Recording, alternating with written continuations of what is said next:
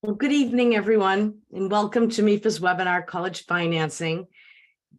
Let me go through a few logistics. Oops, sorry about that. My name is Julie Shields-Rutina, and I am the Director of College Planning, Education, and Training at MEFA. And I'm going to be your presenter this evening. So I'll go through the slides, and if you have questions, type them into the Q&A section on your screen, and I may stop and take a few while we're going, but I will definitely try to get to them at the end, and hopefully we'll cover a lot in this webinar as well, so your questions will be answered, but we can keep it interactive near the end. What else can I tell you? If you need to have closed captioning, hit the live transcript feature so that you can see the words that I'm speaking, and you can control your own audio. And if you need to leave, you may leave, and I am going to record this webinar. So tomorrow I will send you a copy of the recording and of the slides. So that way you'll have all the information. I'll tell you a little bit about MEFA. MEFA has been around since 1982, and we were created by the Commonwealth of Massachusetts with the intent purpose to help families plan, save, and pay for college. And we are still doing that today. We have the state's savings programs. You may have heard of the U Fund, the U Plan, and the Attainable program. It's an ABLE program for people with disabilities to save. And then we have low-cost financing, low-cost loans for families who need that type of help when paying for college. And other than that, everything else we do is all around providing free guidance to families at whatever stage you are in of this college financing process. So in fact, I'm going to ask you, if you will, to just let me know in the Q&A the age of your student that you're here for, so that I just have a sense of it. If a few of you can share that. Oh, lots of juniors, 17. This is perfect, because this is exactly timely for this. Juniors, 16, 17. Wonderful. You're in the right place. All right. All right, so our topics are listed here. We'll go through everything, and then I will stop every so often to see if there are any burning questions that maybe I didn't explain so clearly, but we will get to everything at the end. All right, so what is financial aid? What are we talking about when we talk about financial aid? We are talking about any money that is going to help your student and you pay for college. So the best type of financial aid is what we call grants and scholarships, gift aid, money that is just given to your student and does not need to be repaid. And so those words, grants and scholarships, sometimes can mean grant could be based on your financial situation, scholarships could be based on maybe merit, but in general, sometimes those terms are interchangeable, and just know that all of it, whether it's called grant, scholarship, award, thinking of some other terms like that, that all means free money. That's the best type. But there are two other types of financial aid, and one is something called federal work study. And that means that you're sort of given an allotment of college work study money that then the student can go find a job when they're in college. And that makes it very easy to find a job because colleges that, they have a lot of work study jobs available.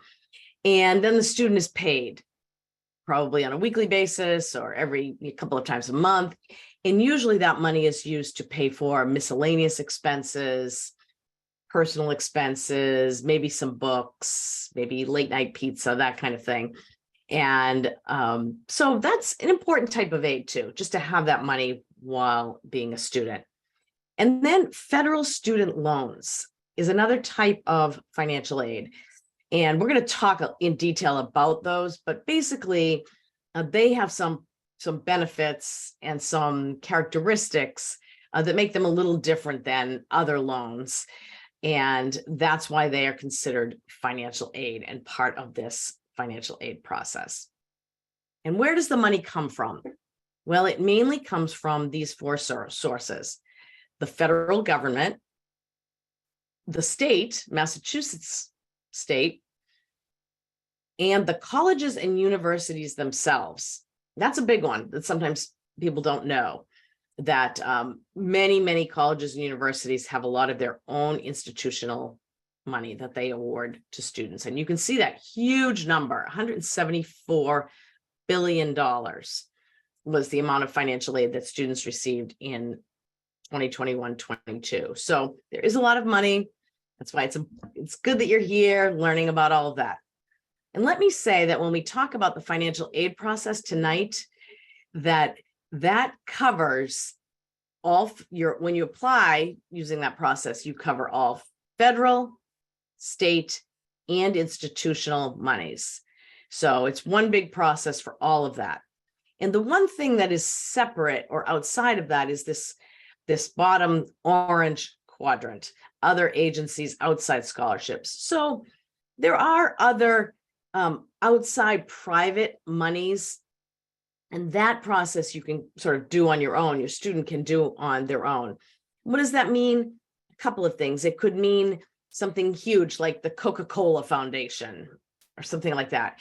And so students could use some of those online scholarship searches. We've listed a couple here to put in information about themselves and see if there are any scholarships like that, big national scholarships that they might be able to apply for some additional money. Or you could look closer to home, talk to the high school, talk to the school counselor. Does the high school have some scholarships that they award senior year? Many do. Your town might have a scholarship. Your employer might have a scholarship. So just keeping your eye out for monies like that. But I will say that's a much smaller part of this process. That's something you kind of do on the side. But most of the financing for college will come through the main financial aid process, targeting the federal, state, and institutional grants and scholarships, loans, and work study. I'm going to talk about this at the end. So I'm going to just talk a little bit about the loans that I mentioned, the federal direct student loans, and why those are considered financial aid. So you can see the bullets. The student is the sole borrower on those federal student loans. There's no credit check done. And they have low fixed interest rates. Right now it's 4.99. That will change for the coming year, but they're fixed. So once the student takes one of those loans, that interest rate stays the same for the life of the loan. Also, you see those words subsidized and unsubsidized. There are two types of federal direct student loans. The first being subsidized, meaning the federal government pays the interest while the student is in college. The other being unsubsidized, where they don't. And so the interest does begin to accrue right away. But either way, on either of these loans, the student does not have to make any payments on these loans until 6 months after graduation. So that also is special. And if a student were to take every bit of this federal direct student loan that they're eligible for over 4 years of undergraduate education, they would take $5,500 freshman year, $6,500 sophomore year, and then $7,500 junior and senior year, and graduate with about $27,000 worth of loan debt. And that translates to about a $300 payment per month after graduation on the standard repayment plan. And for many students, that can work. However, if it doesn't work because the student is going to take a job and they won't have enough income to fit that in with the rest of their life, if they need to buy a car, they need to live somewhere where the rent is expensive, could be many things. Then what they would do is just choose one of the other repayment plans. There are a lot of choices, and many of them are tied to income, so income contingent. or income driven. So they would just choose a repayment plan that would give them a payment that they would be able to manage given their future income and all that. So they do that at the end. They do that when they graduate. But I just wanted to share that students have a little more control over these federal direct student loans. One other piece is they also have some deferment, forbearance, and forgiveness opportunities. If a student works in public service, things like that. So that's about the federal direct student loans. And then financial aid is awarded really based on one of two things, and sometimes it's a combination. The first being merit. So colleges each year want to bring in the best class they can, and they want that class to be, academically strong, and they also want it to be diverse in every way, from major to geography to ethnicity, race, activities. They want to make sure that they bring in students who play on different sports teams and play in the band. So colleges use merit money to do that. And so the way a student would put themselves in a good position for this is to do well in high school and be a strong candidate for admission to a certain college in a certain year. And it doesn't have to be that the student is the valedictorian of the high school class or anything like that. Just being on that high end of the admissions pool at a certain college in a certain year could put the student in line for some merit-based aid. One caveat to that is there is a group of schools, the Ivy Leagues, and schools that compete with the Ivy Leagues that don't have merit money. They really award all their money based on financial need, which we'll talk about next. But that's a small group. Most colleges have merit-based money that they are offering to students. And then the other way financial aid is awarded is based on need. So basically you complete financial aid forms, and we're going to talk about that. And then depending on your family's financial strength, and it's a standard formula, then colleges work to give the student financial aid to help cover some of the costs that you can't cover as a family. So that is how much of the aid is awarded. I'm going to just take a quick glance through the Q&A to make sure I don't get too far without doing that.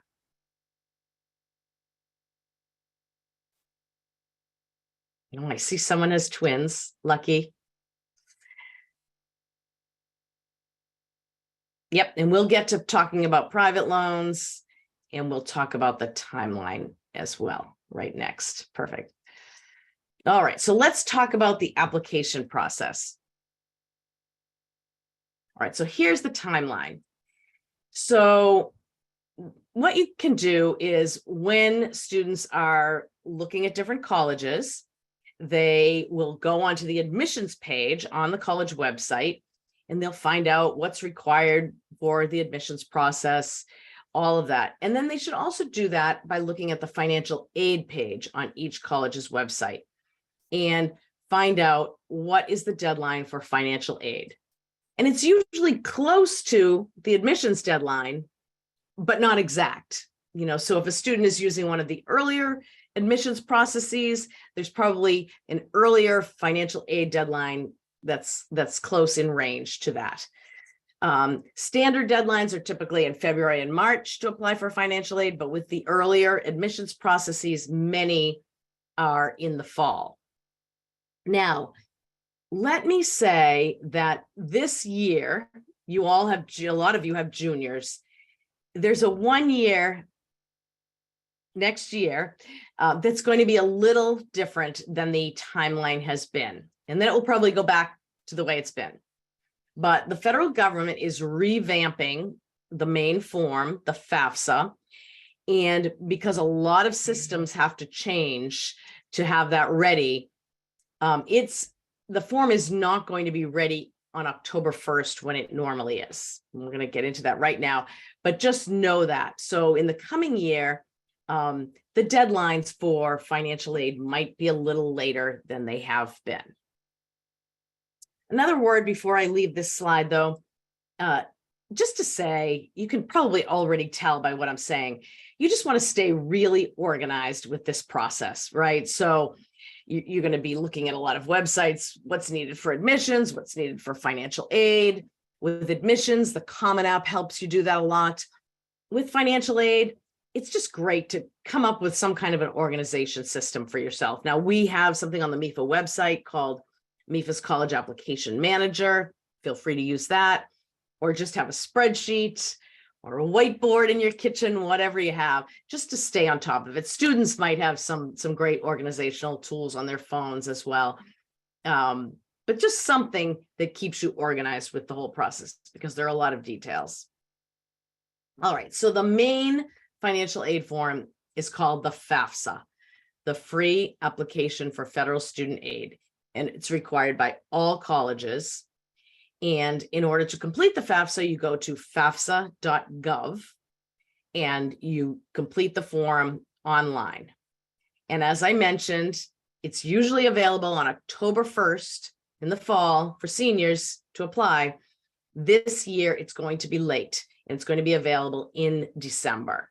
All I'll say is stay in touch with us, and we will keep you up to date on the exact date that the FAFSA will open, and then you can complete it at that point. And it's nothing to worry about, because the whole universe, the whole country is going to have to wait until December to complete the FAFSA. The first step of completing the FAFSA is just to get a FAFSA, an FSA ID for parents and students. And you can do that at fsaid.ed.gov. And you can do that ahead of time. So, I mean, you don't have to do it now, but you can do that a little bit ahead of time in the fall. And that's just a username and password for all the parties whose information will be on the FAFSA.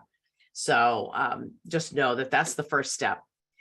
And some nice things about the FAFSA, and especially about these FAFSA changes, are that it is going to reduce the number of questions. It's going to try to simplify the process. So hopefully the form won't take that long to complete online. And you can connect to the IRS right from the FAFSA to bring your tax return information in. And that's just a nice, easy way to have the form work faster. So again, we'll continue to give you more information in the fall. Make sure you watch our other webinars about the details of it. You do complete the FAFSA every year. I felt like there was one other thing, but we'll keep going. So what is on the FAFSA?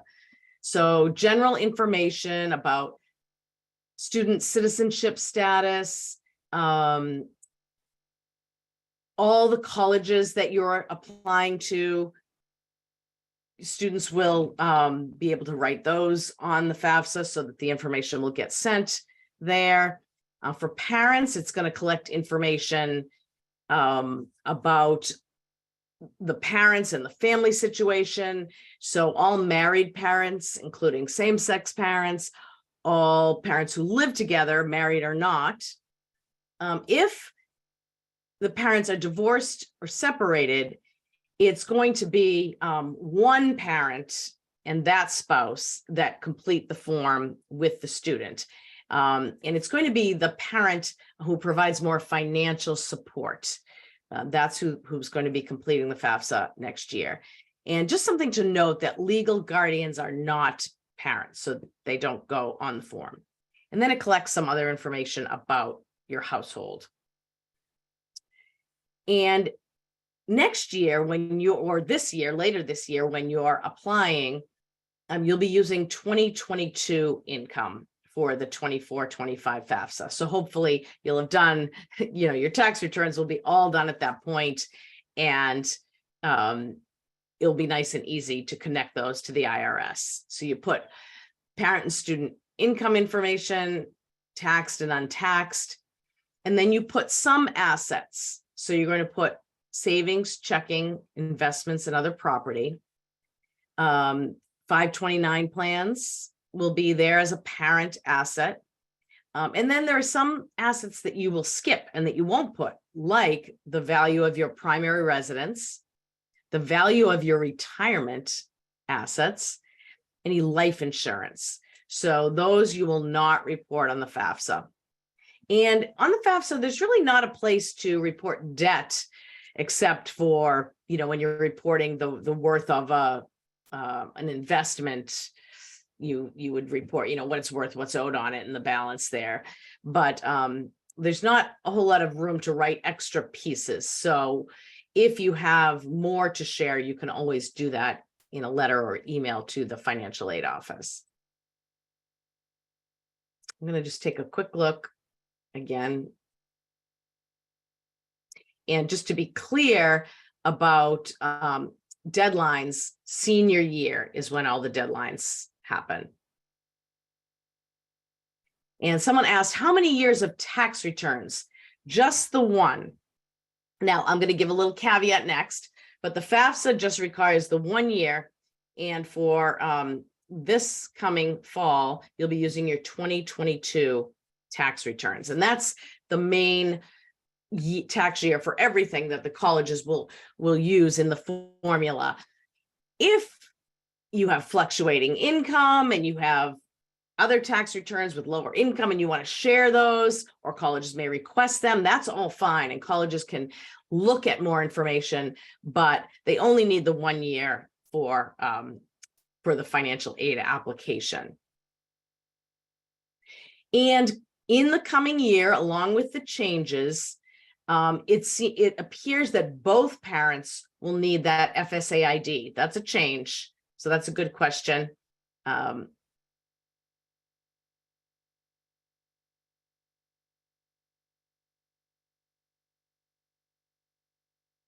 Yes, and then there's a question. So I guess I can talk about this a little now. You saw on the last slide, the FAFSA asks how many people in your family and how many students are going to be in college in the year. And it collects that information. And in the past, if you had 2 students in college at one time, the formula took that into consideration and was a little more lenient on you as a family. That is going away for the future in the new FAFSA. So you won't, in the formula, you won't get a huge change to what you're expected to pay by having 2 or more students in college. But there are some caveats to that too. So we'll continue on and talk about that. And so if parents are divorced, it's just going to be one parent that completes the FAFSA.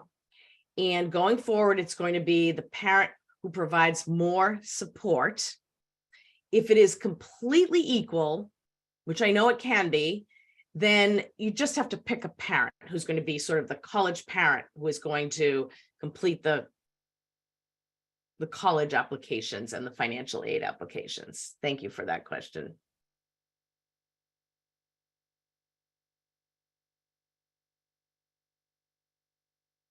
I see some other good questions, but I am going to keep going and I will get to all those other really good questions there. And yes, you will have a copy of all of these slides. All right, so let's jump. We talked about the FAFSA. You have to complete that for every college requires it. But there are many colleges that require this other form as well. And this is called the CSS profile form. And you find it at the College Board website, cssprofile.org. And this has a cost, of a small cost, but it does have a cost where it can be $25 for each school that you send it to for the first school and $16 for each additional college. If you as a family make $100,000 or less in income, you don't have a cost. But if you make more than that, you will probably pay that small fee to have it sent to the colleges that require the CSS profile. But please know, it's really worth it to do that, because the colleges that require the CSS profile usually have a lot of their own institutional money. Now, the CSS profile will still be available October 1st this year. So if you have colleges that are requiring the CSS profile in addition to the FAFSA, you should get a head start on the financial aid process and just complete your CSS profile. So, soon after October 1st. And if you have any of those early deadlines for colleges that, use the CSS profile, at least they can see the information that you provide on this a little bit earlier. So just know that instead of, completing the CSS profile and FAFSA right together, that you can apply using the CSS profile earlier, and then in December, complete the FAFSA. The way this is different than the FAFSA, in a few ways, it asks more questions. So, and a lot of you have already talked about some of these things. So actually it asks you questions about, well, we know what your income is in 2022. What do you think it's going to be in 2023? What about 2024? It asks things like that, mainly just trying to get a sense of, is your income steady or does it fluctuate? So just know that there are more questions like that. It will ask you questions about your home, your primary residence, that are not asked about on the FAFSA. It will ask more questions about family businesses. And if parents are divorced or separated, the same parent that's going to complete the FAFSA will complete the CSS profile with the student, but then the other parent will also complete the CSS profile. So they collect information from both divorced or separated parents and spouses if applicable. But again, a student isn't going to be penalized from having a situation like that. They just want to collect all the information and they run it through the formula. Again, we're going to have lots of additional trainings on those, so keep an eye out for further training on the CSS profile. Sometimes colleges won't have a CSS profile, but they might have their own institutional application. Again, look for that on the financial aid page of the college website. And if they have a 1-pager or 2-pager, make sure you complete that and send it in. So in other words, don't miss deadlines and complete all of the forms that the college requires. And then after you apply, the colleges that you listed on the form will receive that data from the forms electronically. And you will receive an acknowledgement from the FAFSA and from CSS profile if you complete it. So when you receive that acknowledgement, you just want to look it over. Make sure you didn't make any mistakes, relook at your information. And if you did, you can always on the FAFSA go in and correct it. On the CSS profile, you can contact the college. Hopefully you won't, but just something to look at that information. And again, the CSS profile has some space to write about special circumstances. So that's fantastic. And you should use that space. If you find you're completing the CSS profile and your whole story, your financial story isn't being told, by all means, write any notes that you want into that open space on the CSS profile. Since you can't do that on the FAFSA, make sure you take advantage and write to the financial aid office with any special circumstances. Here's some additional information that I'd like you to have when you're reviewing my financial aid application. And the more specific it can be, the better. And know that throughout this process, colleges have this process called verification where they have to verify some of the documents some families complete. So they may be in touch with you and say, can you send a bank statement, or can you verify that the student didn't need to complete taxes because they earned just a small amount of money. So in other words, sometimes there's a back and forth. So just once you've applied for financial aid, make sure you're checking email and answering any of those questions. Let me take one moment to look at some other questions. Well, here's a good one. Someone asked, are ABLE accounts, that's the saving account for someone with a disability, are they treated like 529 accounts? So 529 accounts are those college savings accounts. 529 accounts you do list on the FAFSA and CSS profile as a parent asset. ABLE accounts you do not list. So they are treated differently, and you do not have to list ABLE accounts in the financial aid process. Thank you for that great question.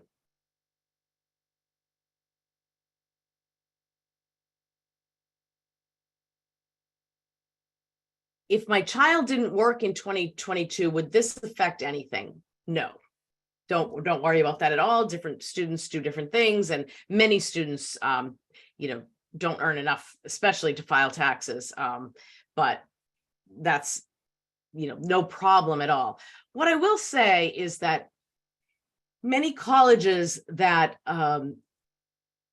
require the CSS profile, because they're giving out a lot of their own institutional dollars, they may have a policy where they just expect every student needs to contribute a certain amount to their college education, just like they want the parents to contribute.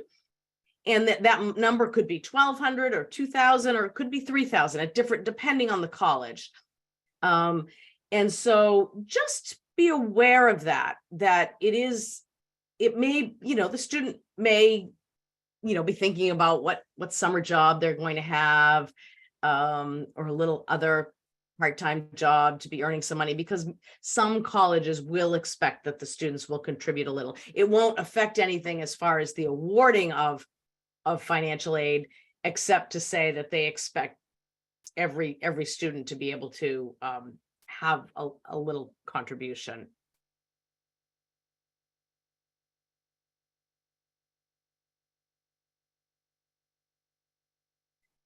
So this is a question about a fee waiver on the CSS profile. If you receive public benefits, that is another reason that that you wouldn't have to pay a fee. If you feel you have a special, really special circumstance and you can't pay for the CSS profile, then contact the college and ask them about it. But in general, it's if you do make over 100,000 in general, you would have to pay that fee. So here's a question. When these financial aid forms ask about in your family, does it mean in your household, or do you include the other parent if the parents are divorced or separated? Great question. When they ask about in your family, they're talking about your household. That you asked it in a way that made it very easy for me to answer, your household. And then if the other parent is filling out a form, it's in their household. Great question.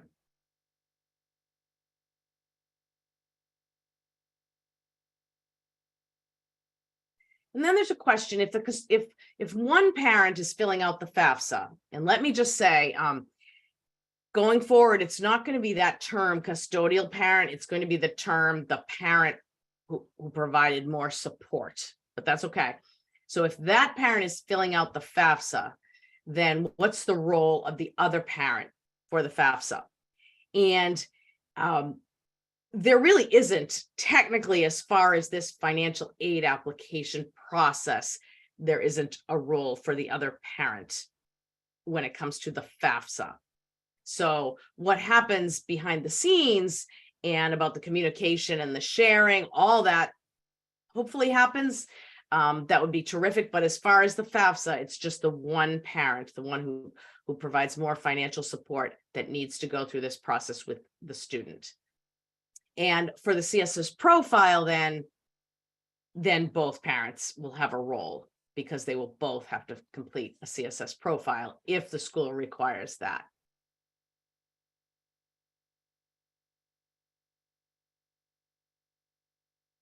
All right, I am going to continue to move on. I will just answer this last one, and then we'll get back to, no, there are two that I'll answer right in this section. And this one is a hard one, and I'm going to say it with a little wink and a nod and laugh. So great question. If it's the parent who makes more money who completes the FAFSA, does that mean less aid? It can, right? And that's probably why the federal government is changing the process and asking for you to have the parent who provides more support to complete the FAFSA. So, yes. And the other question is, how do you know if a college requires the CSS profile? So 2 ways. One, you will look on the financial aid page on a college website where it says financial aid applications, here's what's required, here's what's due. And right there on that page, it will tell you, we want the FAFSA and the CSS profile, or we just want the FAFSA. And it might even say, we want the FAFSA and the CSS profile the first year, and then the next year's, we just need the FAFSA. That's another common thing that happens. So that will tell you that right on the financial aid page of the college website. Also, you can go to CSS profile at collegeboard.org, and there is a listing on the CSS profile page that says participating institutions. So in fact, if you Google CSS profile participating institutions, you will get the entire list across the country. All right, I'm going to keep going and I will get to the others as we go along.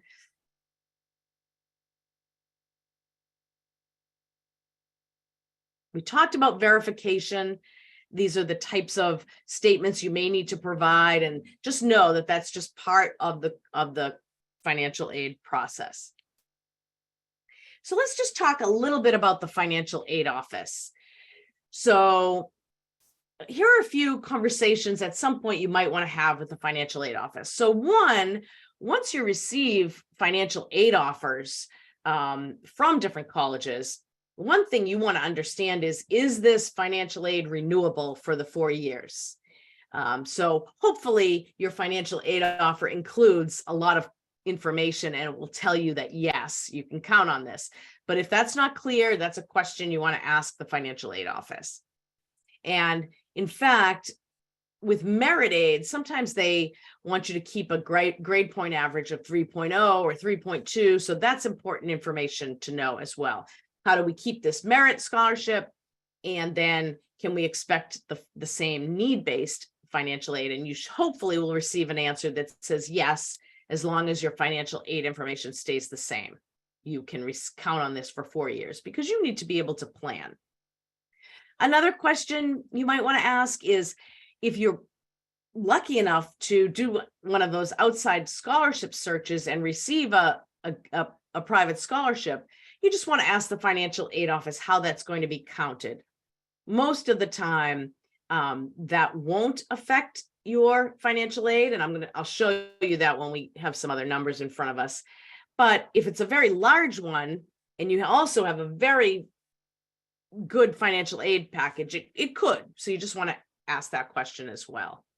And then especially if you have special circumstances, you want to tell the financial aid office, or if you apply for financial aid and then something happens a few months down the road, like you lose a job or anything like that, by all means, let the financial aid office know.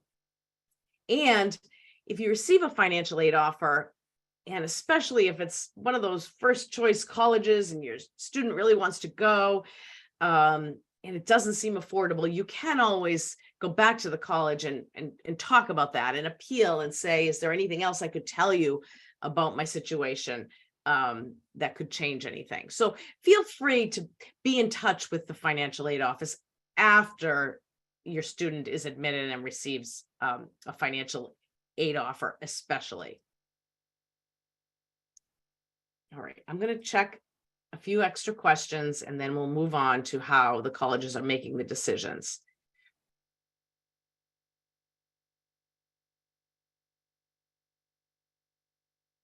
So there's a question about, what do you think it's better to do first, the FAFSA or CSS profile? And I think you can do either one. And this year you will be forced to do the CSS profile first because it will be available sooner. And it's fine either way. The FAFSA is shorter and simpler. The CSS profile takes a little longer. You can do them in either order, but this year you will be doing the CSS profile first if the college requires it. And yes, your aid should cover all 4 years, but again, that's something that you want to check out with the colleges. So someone's asking a question about the parent who's going to complete the FAFSA, and does it need to be the parent that claims the child on the 22 tax return? And no, it doesn't. It does not need to have any connection to the tax return and who is claimed, because people know that those decisions are made, in agreements and all of that. So going forward, it's just going to be the parent who provided the most financial support that will be the parent on the FAFSA in a divorced or separated situation.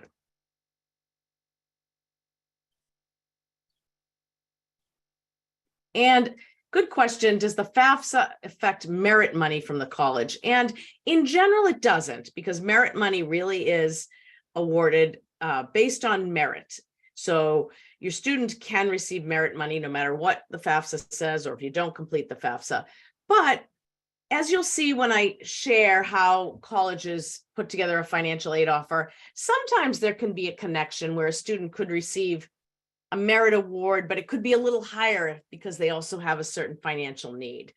But it's really, the FAFSA is not truly affecting the merit money. The merit money is really based on merit. And so someone's asking if I withdrew money from a retirement account during COVID years, then that could increase 2022 income. Is there a way to point out that issue in the FAFSA by showing this was a one-time circumstance? Yes, you should share that. You can't do it on the FAFSA, but you should share that with the financial aid office. Absolutely. All right, so how are financial aid decisions made? So the colleges have to come up with what they call a cost of attendance each year. And that's an amount of money that it's going to cost for the student to attend for the year. And that includes some direct expenses that are going to be billed to you and some non-direct expenses. So the elements in the cost of attendance are tuition and fees, housing, if the student is going to be on campus, food, if the student is going to be on campus, and then things like books and supplies and transportation and personal expenses. So all of that gets added in as a cost. And that's what is the basis for financial aid. And then when you apply for financial aid using the FAFSA and possibly the CSS profile, they both, they go through a formula, and basically a number is going to come out of that formula, which is going to be called the Student Aid Index. Prior to this, it's been called the expected family contribution. But basically, it's a number that it's felt that you as a family with your financial situation can absorb of college costs. So that's going to be the number that it's felt you can pay. And then the difference between the cost of attendance and your family's student aid index will be your financial aid eligibility. So you can see right away how colleges with a very large cost of attendance may give you a higher financial aid eligibility. Sometimes there could be a college that costs $70,000 and you'd think, we can't apply there because we can't afford that. But because that is allowing that high cost of attendance, then subtracting your student aid index, what you can pay, may leave you with a lot of financial aid eligibility. So it's best not to completely shut out applying to a college just because of cost. It really matters what you're going to have to pay. So you'll have this financial aid eligibility. And some colleges, again, a small number, have a financial aid strategy where they meet 100% of full need of all their students. And that's wonderful if they can do that. And they will tell you that right on their webpage because they're proud of that. That means they put a lot of money into their financial aid programs and they meet the full need of every student. So meaning that every student would get a financial aid offer that met that financial aid eligibility. But those are the Ivy Leagues, those schools that compete with the Ivy Leagues, and a number of well-funded institutions that are able to put that amount of financial aid for students. Many other colleges do their best to get close to or meet the financial aid eligibility for most of the students, but maybe can't make that promise. So that's just a good thing to know as well. So let's, in this little scenario, I'm going to pretend I'm a financial aid administrator, and I'm going to develop a financial aid offer for a student. So this college that I work for has a cost of attendance of $45,000. And you or this family has a student aid index number of $5,000 in this example. So that's the first piece of the financial aid offer is the family, what the family is going to pay, $5,000. And then I'm going to award a grant of $17,500. That's need-based from the information on the FAFSA and the CSS profile. And then I'm going to award a scholarship of $10,000 because this student is a very strong student and has a high GPA, and this college would like to admit this student. So we're using that to entice them. And then I'm going to put the federal direct student loan in the maximum amount for a freshman, $5,500. I'm going to give a work study award, which is terrific because that means the student will be able to find a job on campus to cover miscellaneous expenses. But then I work in an institution that doesn't completely meet full need for all students. So that's as good as I could do. And there's a little unmet need there. So what that means is that you as a family then, in order to have your student be able to attend, would probably have to come up with the $5,000 of the student aid index amount and any unmet need, another $5,000. So you would probably have to pay both to ensure that your student had enough money to be able to meet that full cost of attendance of $45,000. So that's kind of how the awarding process works.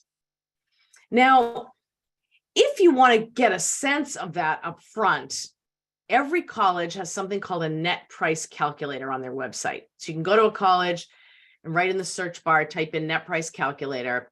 Some are better than others, so I'll just share that.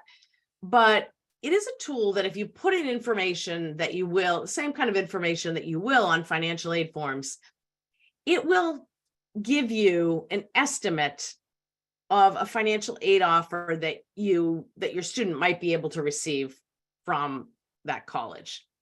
And you can do it for, your student is going through now, hopefully finding some colleges they might like to apply to, and you could go in and use those net price calculators.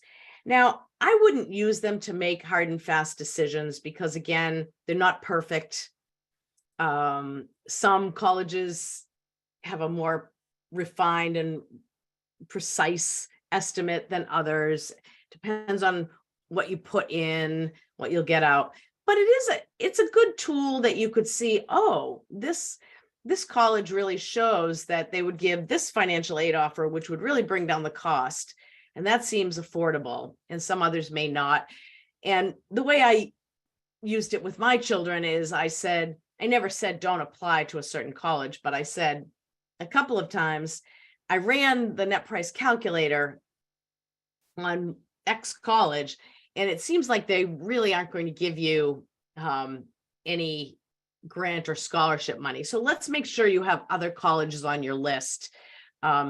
Because again, what you're trying to do is have your student have choices in the spring of senior year, and affordable choices too. All right, so then let's say it's spring of senior year and your student has applied and now they're receiving financial aid offers. So this is just to show you that financial aid offer letters vary greatly. And that's why it's good for you to really pay attention, break them down, understand what these aid offers mean. MEFA does a lot. We do other webinars like this to go over all of that. But let me just share a common scenario. Okay, so this is a student who has applied to these 3 colleges, and these are the 3 financial aid offers that came back.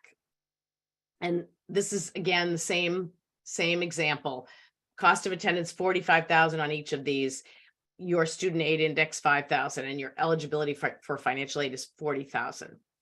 So College A gave an award that was a total of $40,000. Now, again, there's a student loan and work study in there, but the total of that is $40,000, no unmet need. So all you would have to come up with as a family is that student aid index to send your student to College A.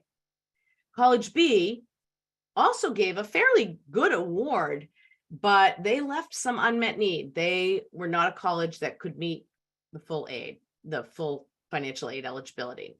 So as a family, you would have to come up with more money to send your student to that college.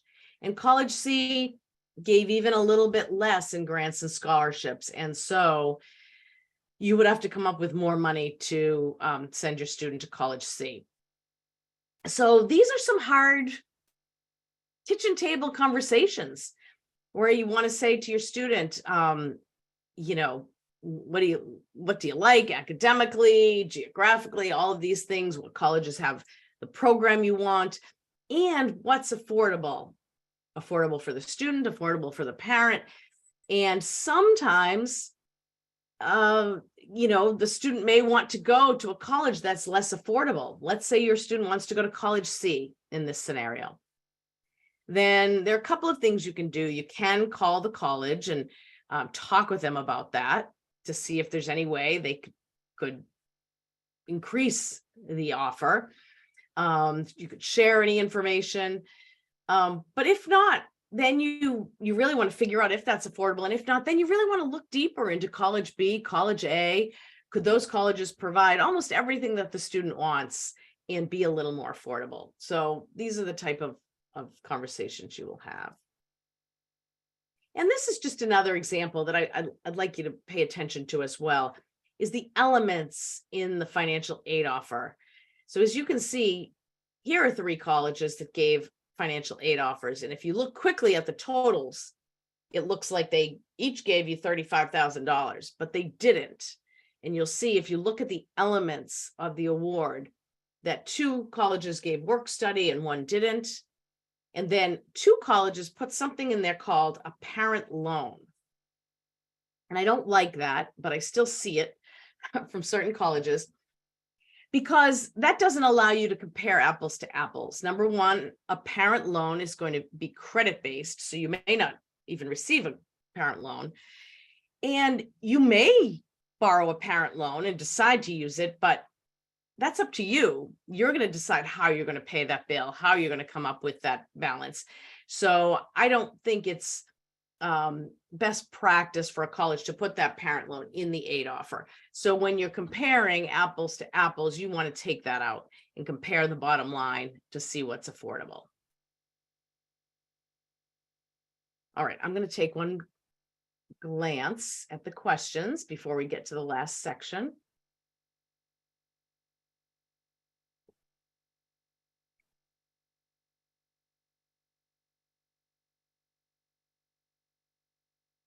So we're going to get to private loans right now. I know that was an early question.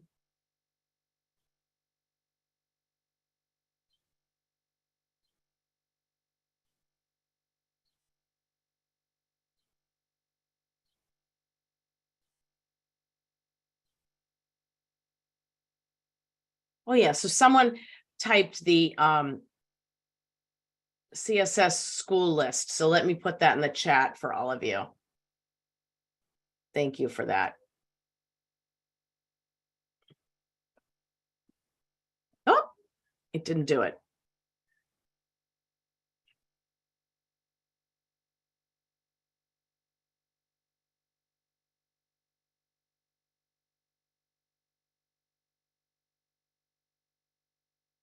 All right. I am.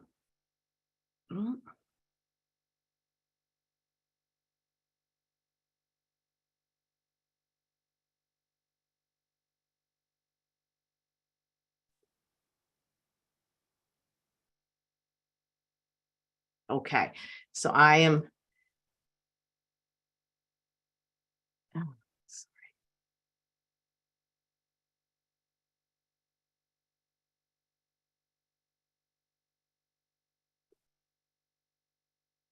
all right. There's the CSS school list in the chat. Thank you for that.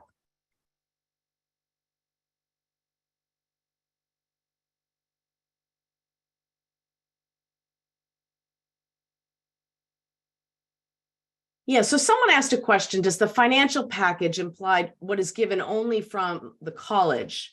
What is the timing? No. So the financial aid office is in charge of coordinating all of it. So the financial aid offer will be any federal aid, any state aid, and any institutional aid. And it will all come on the financial aid offer. So that's why you apply for everything at once, and the college coordinates all of that aid together. And the timing is that usually your financial aid offer will come close to the time that you receive your letter of admission, because everyone knows that you have to have the financial aid information as well. So that will come in time, and it will all come before you have to answer the college to let them know if you're coming or not, which is the main deadline for that, where you have to deposit, is May 1st. So you will have a lot of time to go through all of these offers and make a good decision.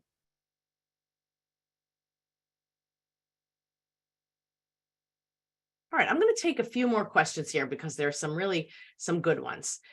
All right, so yes, I mentioned it's senior year, you're doing all of these applications. And someone asked a question about the benefits of going to college in Massachusetts or out of state. So if you go to an in-state public college, you will pay in-state tuition, which is usually lower than paying out-of-state tuition at an out-of-state college. Although there is a program that I'm going to tell you about in these next few slides called Tuition Break, which for some programs would allow you to still continue to pay in-state tuition. So that can be a benefit, going to school in Massachusetts versus out of state. But sometimes if you go out of state colleges want to attract Massachusetts students, they could sweeten the pot with some merit-based aid. So again, it's sort of, your student could do both and see what aid offers come back, and then make a financially wise decision there. And for private colleges, it really doesn't matter, because they're going to give the award that they're going to give.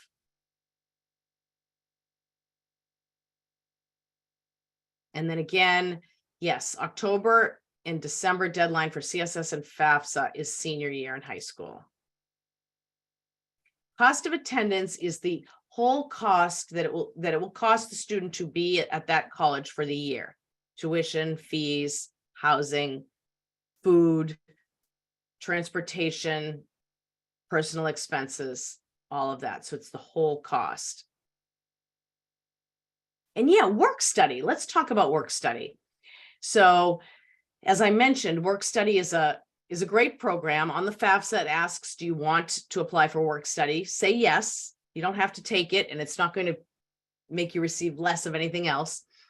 And what I like about it is it allows the student to find a job, usually on campus, and earn some small amount of money that's enough to use for spending money while they're a student. I've heard some parents say it's the money that, they're not calling you, asking you for money to help them get through for bus fare and pizza and shampoo, so, and students can usually get one of two great types of jobs. One, where it could be somewhat of an easy job, sitting at the library desk or the athletic center desk and checking people in to make sure that the facility, doesn't have too many people in it at once, and then do their homework so that it's kind of a job that's not too taxing and allows them the freedom to do homework and schoolwork. That can be a great job, get paid to do your work. Or they might find a great lab if they're a chemistry major, or an office. When I was in financial aid, we always had work study students help in financial aid, and many of them have gone on to work in higher education. So they could find a job that would actually give them some great skills toward the future. So students should just, if they receive work study, they should accept it and then try to find a job as early as possible. Sometimes colleges will post jobs over the summer, or at least when they get to campus, and then they would apply for the job and they would receive a paycheck.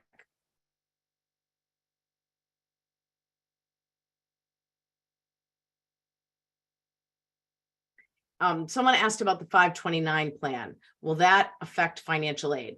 So it does affect it does affect things in that it's collected and it's considered a parent asset.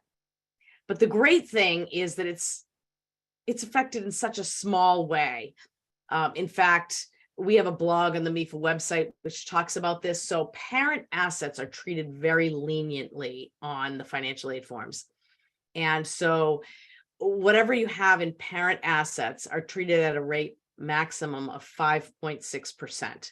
So what I would say to you is, if you have $10,000 in a 529 plan, that would affect how much you would be expected to pay for college by $560.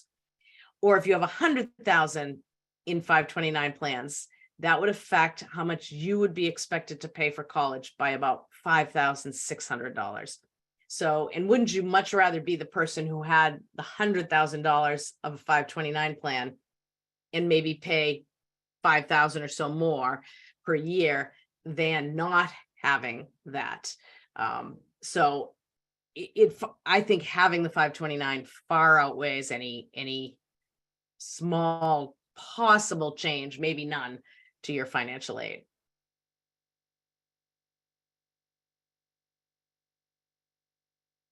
And yes, we will provide contact info. I'm going to encourage you to continue to call us and stay in touch with us. All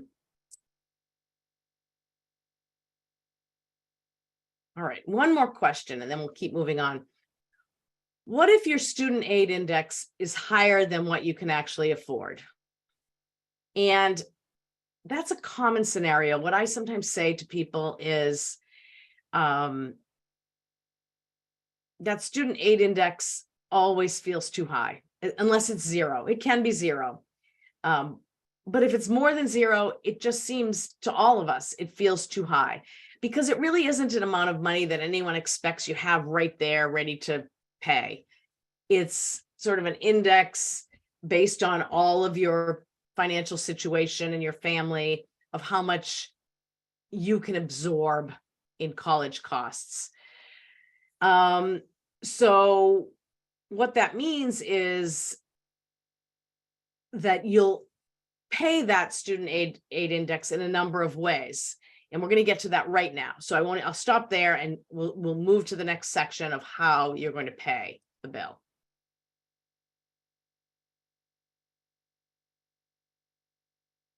All right. So let's say that you have a balance due at a college. Your student has said, this is really my top choice. It ticks all the boxes. But you see that you're going to owe $20,000 per year. How would you come up with that as a family? You will all do that a little bit differently. And I will say you'll probably all use a number of different means. I don't know too many families that just easily pay that balance due. So I'm going to show you, this is one scenario about how one family might meet that $20,000 balance to be able to pay. So this family might say, well, my student has been saving money, so we're going to use $1,000 of the student savings. And as parents, we did put some money in a 529 plan, and we're going to use $4,000 of that this first year. You can do whatever you want, use it all, but let's say you're going to use 4,000 this year. And then all colleges have something called a monthly payment plan, meaning you can break up the cost of what you pay over 9, 10, 12 months. And so this family is going to say, well, we just paid off an automobile in the family, so we do have an extra $500 a month in our cash flow. So we can pay 10 months, $500 to the college on a monthly payment plan. And so that's $5,000 total. And then this family says, that's really all we have. So we are probably going to have to take out a private loan. And in this case, this family decided, all right, we're going to take out a private education loan of $10,000. And that's how this one family will come up with paying that $20,000 bill. So again, you'll all do it differently, but here's one scenario. Now, what does this education loan mean? Well, there are a number of choices when you get to this stage. There's a federal parent loan for undergraduate students, a federal plus loan. Your college will tell you about that. So that might be one option, and that the parent borrows. Or there are many other organizations and companies that have private loans. MEFA is one. So MEFA has private loans that I would just say that for sure you would want to look toward, because we usually have some of the best interest rates out there. But so you would look at a company like MEFA. If you had your own bank, you would see if your own bank that you work with has an educational loan. The college might share. Here are a number of lenders that students have borrowed from in the past. Some colleges will share one of those websites where you can put in information that you want, an interest rate and a repayment, and you'll say, this is what I'd like in an educational loan, and it would give you a number of options. In general, what you'll want to do is you want to do some research to find the best educational loan for your family, and with interest rate and repayment terms and all of that. And that's what you would do for borrowing. And this would all happen, in the late spring in senior year, where you would just want to have an understanding of how you were going to pay before you commit to a college. And I mentioned that MEFA does a lot of work with that. And then these are the conversations you want to have. You really, at that point, let's say you couldn't come up with this $20,000. Here are some other ways that you could save money. One, maybe your student starts at a community college, and you can save significant money doing that in all states, but here in Massachusetts as well. So get all of your general education classes out of the way, and then transfer to a 4-year institution. That could save you a lot of money. You as parents want to think about the number of children in your family that you want to help, because that's going to have an effect. And students, you want to think about, do you have any sense of your plans? You may not, most don't, but are you planning you're definitely going to go to graduate school? Well, then you might want to make sure you keep your loan debt low enough as an undergrad. Or do you know you want to be an engineer, and you were admitted to an engineering school that has posts that all of their students, the majority of their students earn $80,000 upon graduation at different jobs. And there are engineering schools who have data like that, which is terrific. Maybe you'd feel a little more comfortable taking out an additional loan if you were on that path and fairly certain about that path. But I know that's the minority of people. Most people don't know exactly what they're going to do and feel that confident in a future salary.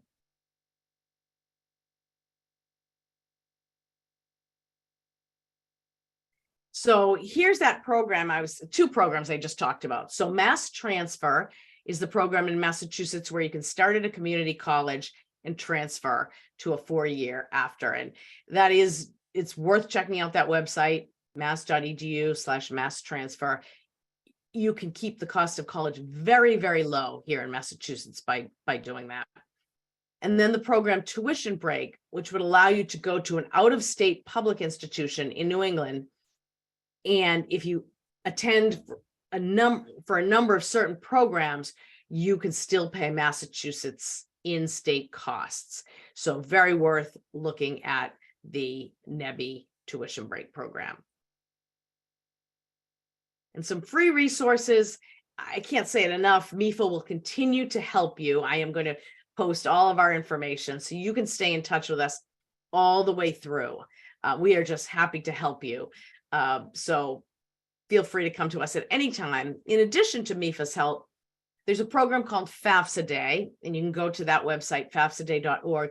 And we put on events where MEFA helps. We're part of that too, where you can either go to an in-person event or go to a Zoom event online, get paired up with an expert who can help you complete the forms. So that's a great option. And Massachusetts has these educational opportunity centers that also will give you free help to complete the forms. And here's the timeline. So you're doing a lot of admissions stuff now, researching colleges, just trying to learn as much as you can to put together a nice list of colleges that you as the student would be really happy to go to. Now, but a diverse list that makes sure you take affordability into account. And then in the fall, you will begin to complete financial aid applications, especially if the colleges you're going to or applying to require the CSS profile. But just know that the FAFSA won't be available till December this coming year. And then you'll submit all of that and you'll start to receive financial aid offers back. And that's when you want to take some time to understand them and compare them and really see what you're getting from these different institutions, and that you make a good decision on many factors, including affordability. I mentioned that you can get an FSA ID early. You want to research deadlines, all of that as the summer goes along and as we roll into the fall. And please stay in touch with MEFA. And here's our social media, all our social media handles. For example, we post a lot on scholarships, especially on Instagram, but we have, we're on all of these social media platforms, and you can always email us with questions. You can call us with questions, large or small. We're happy to help you all the way along. So we hope you take advantage of that. And now I'm going to go through and finish off some of these great questions. I really appreciate all of them, and I'm sure your the other families do as well. Yeah, so someone asked, can you get financial aid for 2 colleges if you start at a community college and then you go to another college? And the answer is yes, absolutely. So you would apply and say that you're at the community college, the first, and receive that financial aid. And then when you're at a 4-year college, you would continue to apply and you can receive financial aid all the way along for both.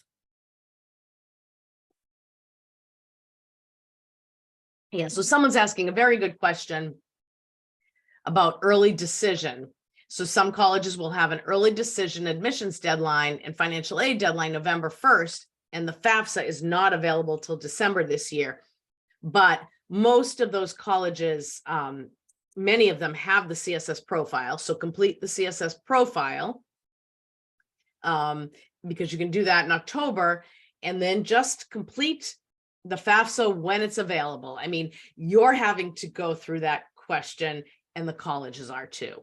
It's 100% across the board that nobody's going to be able to complete a FAFSA until it opens in December. So follow the college's deadlines and just do what's needed by the deadline. And colleges cannot, they will be changing their information if it's not changed already, because they know that you cannot complete a FAFSA until December. Yeah, and someone asked about the FSA ID. You could do it now if you wanted to just get a jump on it, or you could wait until early fall to get the FSA ID, which is the username and password for a FAFSA for the federal site. So someone's asking, is there financial aid for kids on a learning disability IEP plan? So what I would say is, first of all the same financial aid can apply. So you would definitely want to complete for financial aid. And then you would want to maybe look at some of those private scholarship sites and type in some of that unique information about your student to see if there is any private scholarship money that matches your student. MEFA also has, we have another webinar that's recorded on our website, all about students with that IEP making the transition to college. So that's another good one you might want to watch. And someone's asking, how often do we have these webinars? So the answer is all the time. So check out the MEFA website, mefa.org/events. They will really start up again often, where we would be doing this once or twice a week in the fall. So you'll be able to attend any of those, and any of these that are out there are always recorded on our website as well. So check out our website and you can watch video recordings of past webinars, all of that. But yeah, check out mefa.org/events for the listing that's out there right now.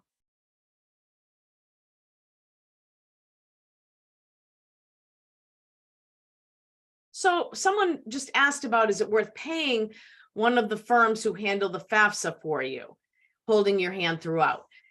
I mean, it's really up to you, because I hate to tell people what to do with their money. The example I always use is I pay someone to mow my lawn because I just, can't seem to get that task done.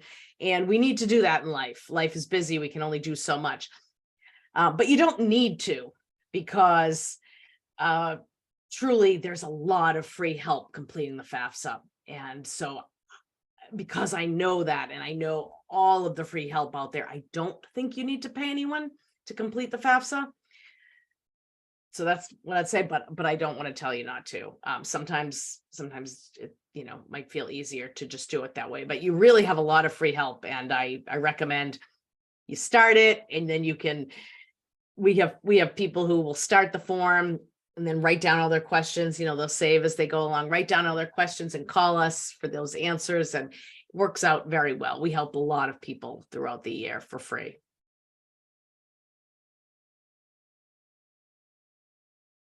And if you are admitted early decision, you will never have to commit before you have the financial aid information. No matter what, you'll never have to commit before you have the financial aid information.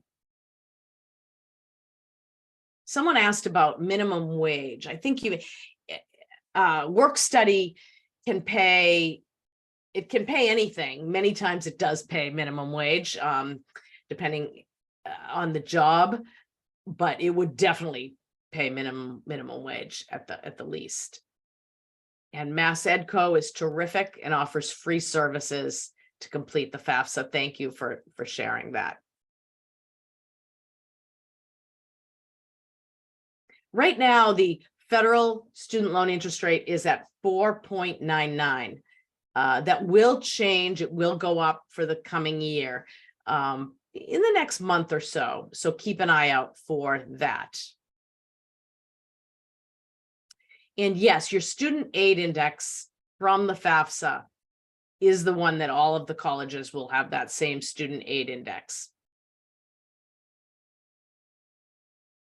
And yes, it is possible to have a one-on-one with someone from MEFA as well. We do a lot of one-on-one appointments, so feel free to set that up with us.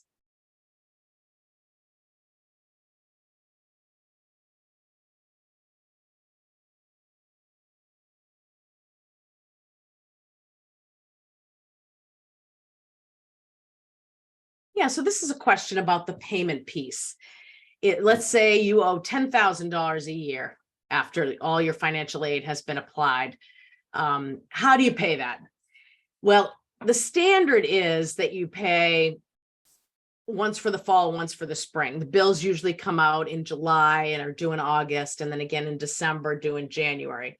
So that's kind of the standard that you would pay half in the fall, half in the spring.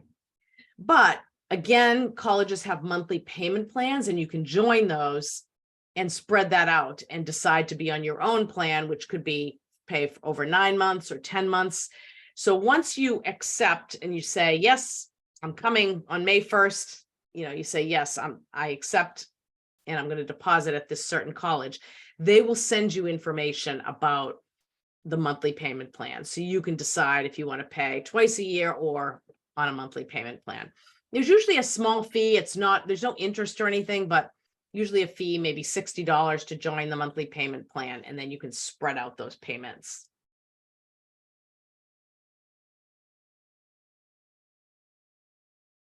And another question about, students with disabilities. Yes, you would apply for financial aid just based on FAFSA and CSS profile. That's all financial. But if you want to look into any other specific scholarships that are out there for students with disabilities, by all means, use some of those websites that I shared that's in the presentation to see if there are any smaller private scholarships for that.